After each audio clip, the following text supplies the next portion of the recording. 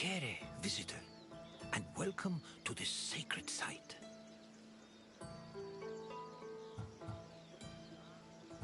Delphi is an amazing place to visit if you're looking for information. I've come here on several occasions in search of answers to some particularly puzzling questions. And sometimes, I even found them. This is Delphi, home of the renowned oracle. Greeks considered it the navel of the world. Pilgrims and kings journeyed here from all over Greece and beyond, seeking advice from Apollo through the voice of his interpreter, Pythia. During your visit, you will experience the sanctuary through a pilgrim's eye and discover how important oracles and prophecies were to the people of Greece. Now, go off and begin your pilgrimage. I will be waiting for you at the end of your visit.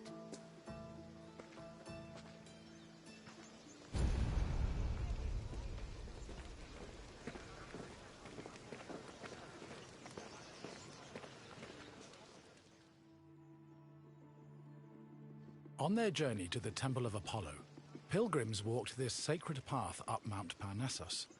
The summer sun beat down hot on their backs.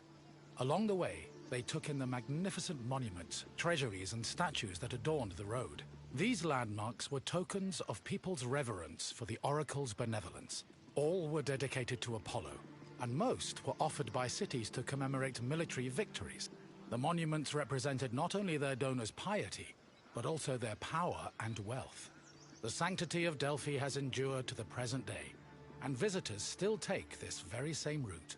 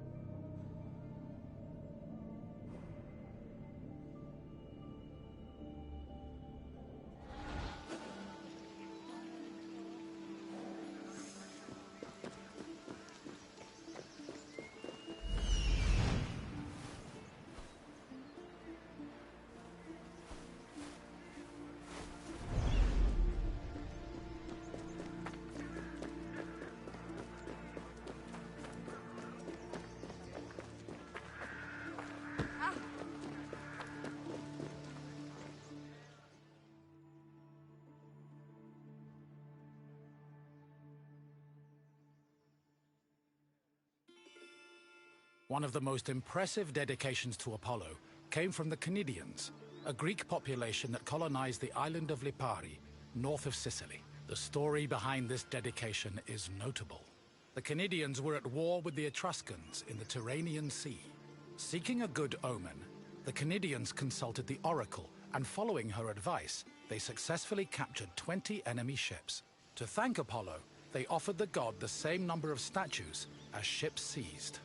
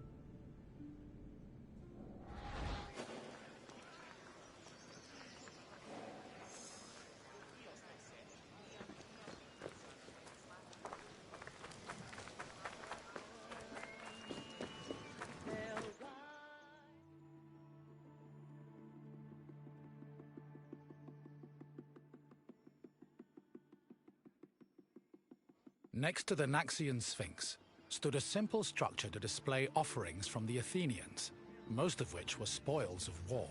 In particular, these offerings, called ex-votos, were prows of sunken Persian ships. The Athenians built the portico after their naval victory over the Persians in 478 BCE.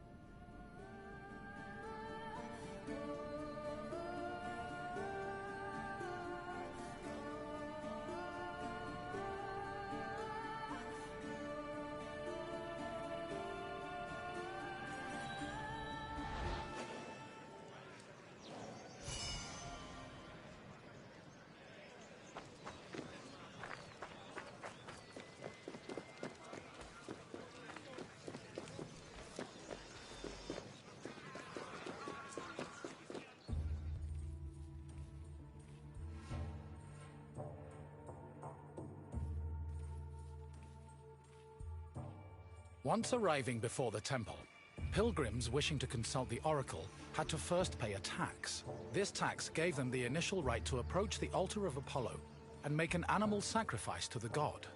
But before proceeding to the Pythia, the preliminary ritual had to succeed. If the animal reacted favorably and showed signs of acceptance to the god, it was sacrificed, and the pilgrim would be allowed to enter the temple to question the Pythia.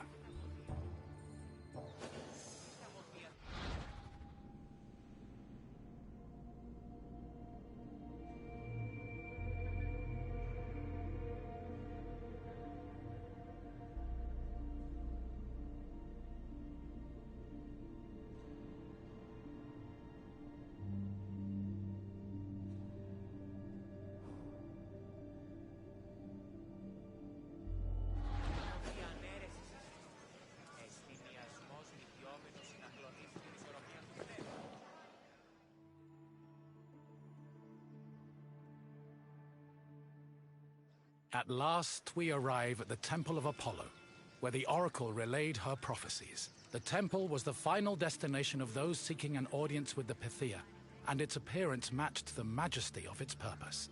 Atop its imposing columns, the structure's pediments displayed famous mythological scenes, sculpted by the renowned Greek artist Antenor.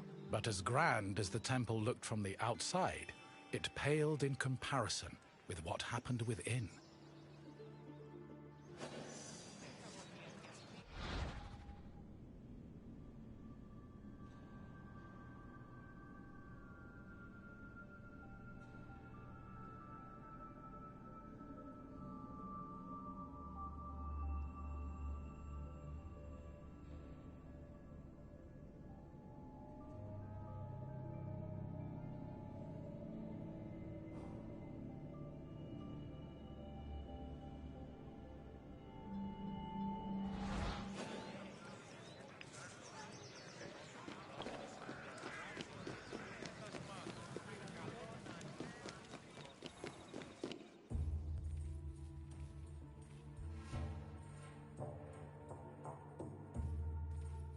Prophecies were given in the most restricted part of the temple, the Aditon, by a chaste woman known as the Pythia. Before delivering prophecies, she first purified herself with water, then burned laurel leaves and barley flour to begin the ritual. Finally, while seated on a tripod surrounded by offerings, the Pythia delivered Apollo's messages. Her words were often strange and indecipherable, and required further interpretation by the temple's priests. Despite much research, the exact causes of the oracle's behavior while prophesying are debated to this day.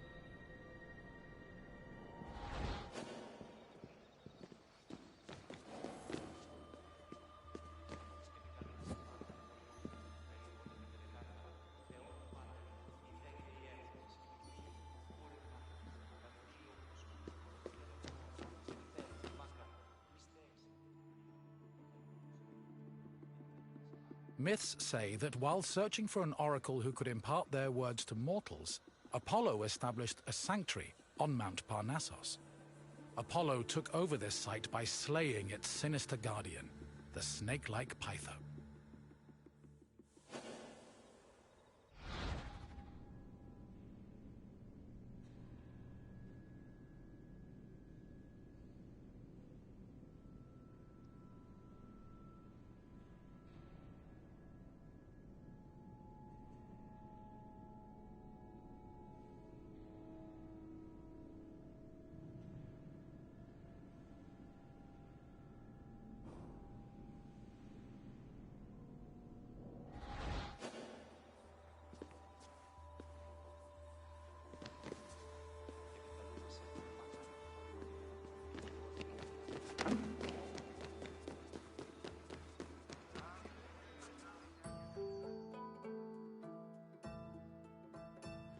Your visit is complete. I hope you now understand how important this sanctuary was, and how it affected the lives of people both in the Greek world and beyond its borders. To be honest, I could speak about Delphi all day. But what would you like to do now? Ah, you wish to test your knowledge. Let's begin with a simple question. What did the oracle use to purify herself before her predictions?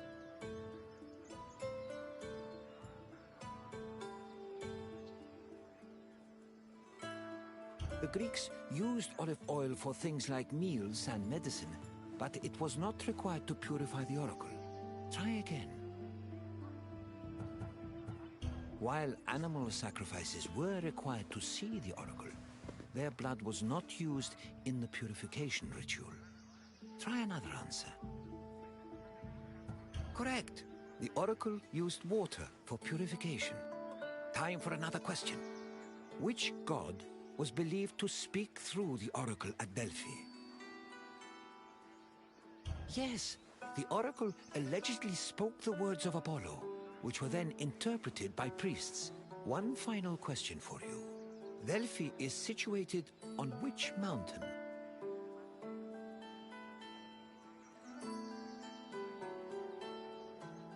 Correct. Delphi stood on the slope of Mount Parnassus. Well done, traveler. Your knowledge rivals that of the wisest philosophers. As you wish. It has been a pleasure sharing Delphi with you.